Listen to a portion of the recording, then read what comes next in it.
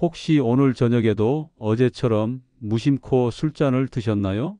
나는 괜찮아. 한두 잔쯤이야. 그렇게 말하며 스스로를 안심시키진 않으셨나요? 하지만 정말 괜찮으신 걸까요? 그 한 잔이 어제는 괜찮았을지 몰라도 오늘부터는 다릅니다. 특히 65세 이상이라면 지금 이 순간부터 단 한 잔의 술도 다시 생각해 보셔야 합니다. 지혜로운 채널 시작 전에 구독과 좋아요 부탁드리며 지금 어디에서 시청하고 계신지 댓글로 남겨주세요. 우리는 이런 말 자주 듣습니다. 우리 아버지는 평생 술 드셨는데도 정정하셨어. 막걸리는 발효주라 몸에 좋다잖아. 술이 없으면 잠이 안 와서 어쩔 수 없어.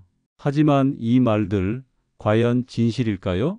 그 믿음은 절반의 진실과 절반의 착각이 뒤섞인 어쩌면 당신의 건강을 갉아먹는 가장 위험한 환상일지도 모릅니다.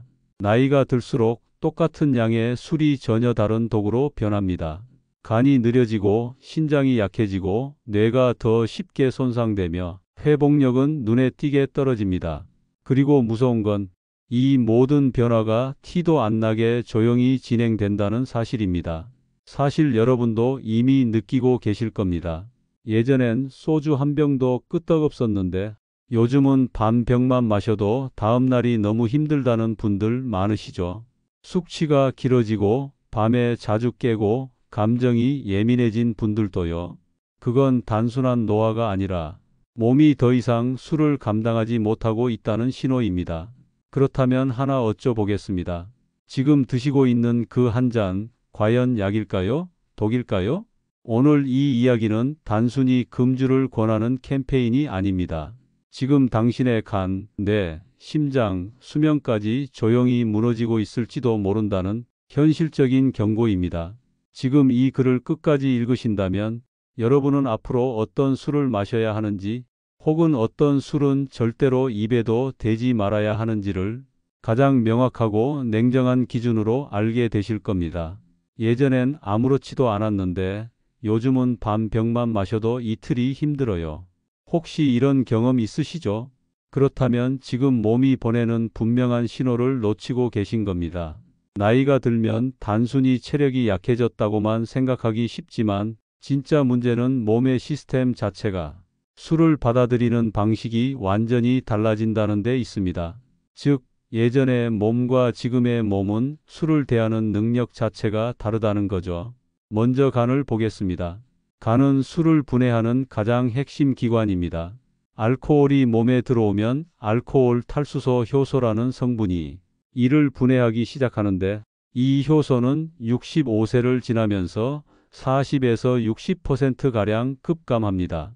같은 양의 술을 마셔도 이제는 절반도 채 분해하지 못한 채 독소가 몸속에 그대로 쌓이게 된다는 말입니다. 이로 인해 피로감, 숙취, 간 수치 상승, 기억력 저하 같은 증상이 점점 자주 나타나는 것이죠. 하지만 여기서 끝이 아닙니다. 체내 수분량도 문제입니다. 술은 수용성 독소입니다.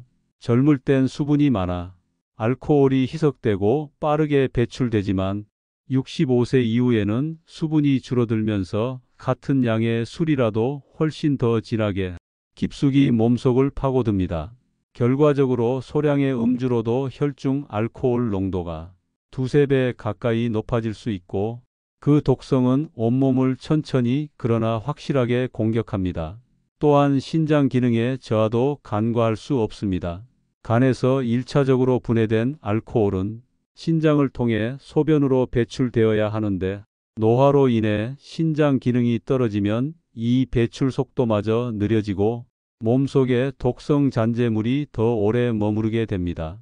이 말은 곧 한 잔의 술이 몸 안에서 24시간, 때로는 48시간까지 지속적으로 독으로 작용할 수 있다는 뜻입니다.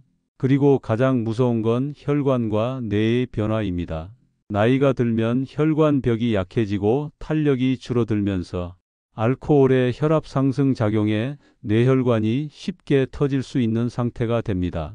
작은 한 잔이 뇌출혈로 이어질 수 있는 구조가 이미 형성되어 있는 것이죠.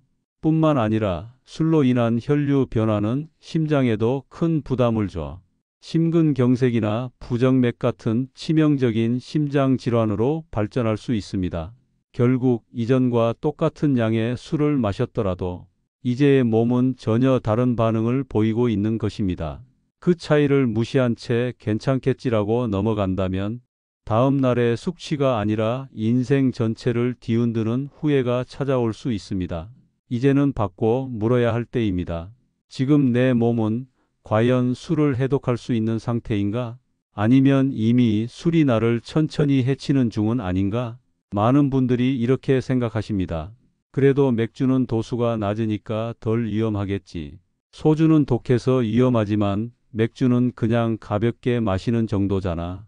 하지만 이런 믿음이 바로 지금 수많은 시니어들의 건강을 조용히 무너뜨리고 있는 시작점입니다. 소주와 맥주, 겉보기엔 확연히 다르지만 65세 이후의 몸에겐 둘 다 독이라는 공통점을 가지고 있습니다. 다만 공격 방식이 다를 뿐이죠. 먼저 소주, 말 그대로 고도수 술입니다. 도수가 보통 16에서 20도에 이르기 때문에 한 잔만 마셔도 식도와 위점막을 강하게 자극합니다. 특히 나이가 들면서 위산 분비가 줄고 점막 회복 속도도 느려지는 상황에서는 소주의 자극이 곧 염증, 출혈, 심하면 궤양까지 이어질 수 있습니다. 게다가 공복에 소주를 마신다면 알코올 흡수 속도는 무려 두세 배 빨라지고 간은 분해하지 못한 독성 물질에 그대로 노출됩니다. 무서운 사실은 소주가 단순히 위에 부담을 주는 걸 넘어서 위암과의 연관성도 높다는 연구 결과가 있다는 것입니다.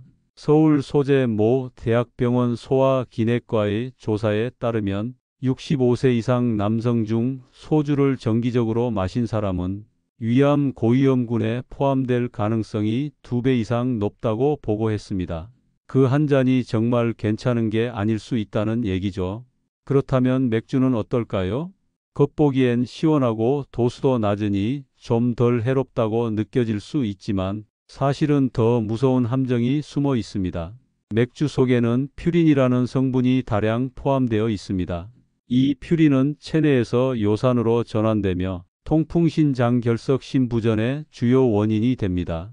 나이가 들어 신장 기능이 떨어진 몸은 이 요산을 제대로 배출하지 못하고 결국 통풍 발작이나 신장 기능 저하로 이어질 가능성이 훨씬 높아집니다. 실제로 국내 한 대학병원 연구에 따르면 65세 이상에서 맥주를 주 3회 이상 마신 노인은 소주 음주자보다 통풍 발병률이 약 3배, 신장질환 발병률은 1.8배 더 높았다고 합니다. 즉, 낮은 도수라는 이유만으로 방심하기엔 맥주는 은근하고도 지속적인 독성 공격을 감행하는 술입니다. 정리하자면 이렇습니다. 소주는 도수가 높아 장기와 뇌를 단번에 자극하고 맥주는 퓨린이라는 독소로 신장을 조용히 괴롭힙니다. 어느 쪽이 더 위험한지를 따지는 건 의미가 없습니다. 중요한 건 내 몸 상태에 따라 둘 다 치명적일 수 있다는 사실을 정확히 아는 것입니다. 그래서 우리는 이렇게 다시 물어야 합니다. 나는 지금까지 안전한 술을 선택해 왔는가? 혹시라도 그래도 맥주 정도는 괜찮겠지라고 생각하고 계셨다면 지금부터는 그 믿음을 바꾸셔야 할 때입니다. 막걸리는 유산균도 있고 몸에 좋다잖아. 양주는 숙성된 술이니까 소주보다 낫지 않을까? 요즘 나오는 증류식 소주 깔끔하고 고급스러워서 덜 해로운 거 아니야? 이 모든 말들 듣기엔 그럴듯하지만 과학적으로는 오히려 위험한 착각입니다. 특히 65세 이후라면 전통, 프리미엄, 발효 이런 단어에 속지 말아야 합니다. 그 말에 속은 순간 조용히 건강을 무너뜨리는 고위험 술과 손잡게 되는 셈이니까요. 먼저 막걸리, 익숙하고 친근한 우리 술입니다. 하지만 이 술은 발효 과정에서 아세트알데히드라는 독성 발암 물질이 생성됩니다. 이 성분은 세계보건기구에서 1급 발암 물질로 분류된 만큼 간에서 신속히 분해되지 않으면 몸속에 오래 남아 세포를 손상시킵니다. 문제는 노화로 인해 간의 해독 속도가 느려진 노년층은 이 아세트알데히드를 제때 처리하지 못한다는 것입니다.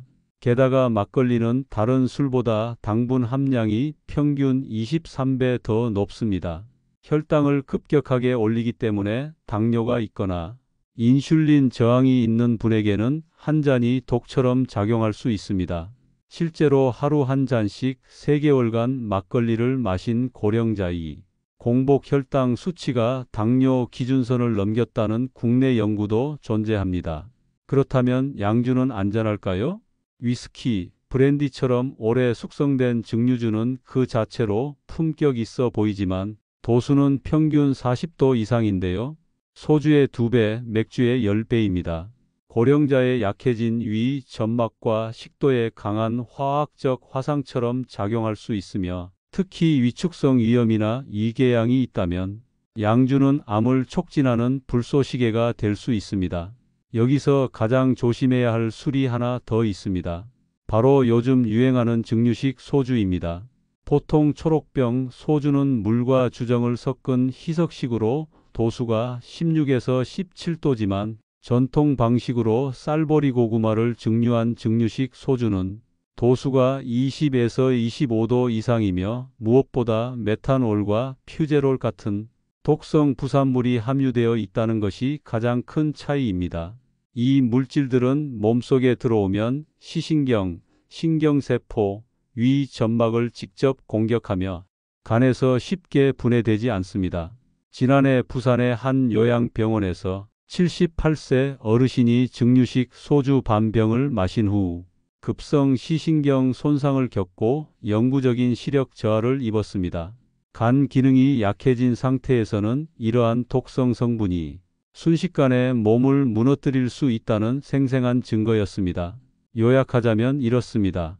막걸리 발효 중 생성된 발암물질, 고당분으로 당뇨, 간 손상 유발, 양주 고도수로 위점막과 뇌세포 직접 손상, 알코올 독성 농도 매우 높음, 증류식 소주 프리미엄이라는 이름에 가려진 가장 위험한 독성 폭탄, 65세 이후의 몸은 술을 천천히 해독하는 게 아니라 술에 천천히 파괴되고 있다는 것, 이제는 도수가 낮아서 괜찮다, 발효주니까 건강하다는 낭만을 내려놓아야 할 때입니다.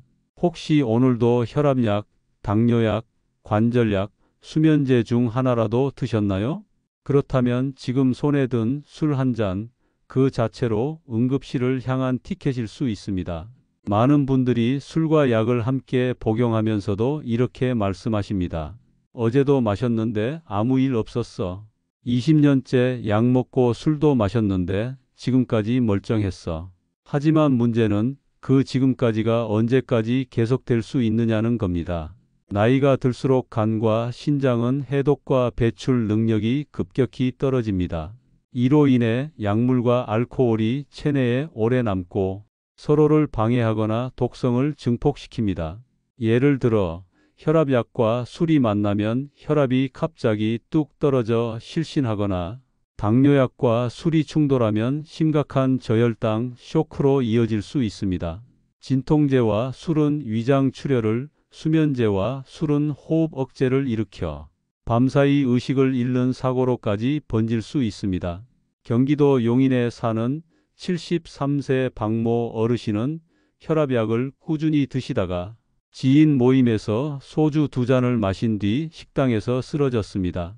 응급실에 실려갔을 때 혈압은 55에 28, 의사들은 아주 위험한 상태였다고 말했습니다. 술이 약물의 효과를 무력화시킨 것이 아니라 오히려 부작용을 수배 증폭시킨 결과였습니다. 이처럼 약과 술은 한쪽만으로도 충분히 민감한 몸의 폭탄 조합이 될 수 있습니다. 그런데 많은 분들이 이렇게 말씀하실 것 같아요. 이제 와서 끊는다고 뭐가 달라질까요? 너무 늦은 거 아닐까요? 절대 아닙니다. 지금이라도 멈춘다면 당신의 몸은 생각보다 빠르게 회복을 시작합니다. 금주 3일 후 수면 질이 개선되고 머리가 맑아집니다. 금주 1주 후 위장이 편안해지고 혈압이 안정되며 기분의 기복이 줄어듭니다. 금주 1개월 검사 수치가 좋아지고 기억력도 회복되기 시작합니다. 금주 3개월 뇌세포 손상이 멈추며 통풍 고혈압 위험 증상이 눈에 띄게 줄어듭니다. 그리고 금주 1년 후 치매 위험이 절반 이하로 떨어지고 암 발생률과 사망률 모두 감소합니다. 이건 단순한 통계가 아닙니다. 실제 수많은 어르신들이 경험한 회복의 여정입니다. 오늘 그 한 잔을 내려놓는 것, 그것이 단지 술을 끊는 행위가 아니라 당신의 기억을 지키고 당신의 걸음을 살리고 당신의 가족과 더 오래 함께하는 삶을 선택하는 길입니다. 오늘 지금 이 순간이 늦지 않았다는 마지막 기회일 수 있습니다. 그 한 잔을 미루는 것, 그것만으로도 충분한 시작입니다. 지금까지 지혜로운을 시청해 주셔서 감사합니다. 구독과 좋아요는 큰 힘이 됩니다. 어디에서 시청하고 계신지도 댓글로 남겨주세요. 감사합니다.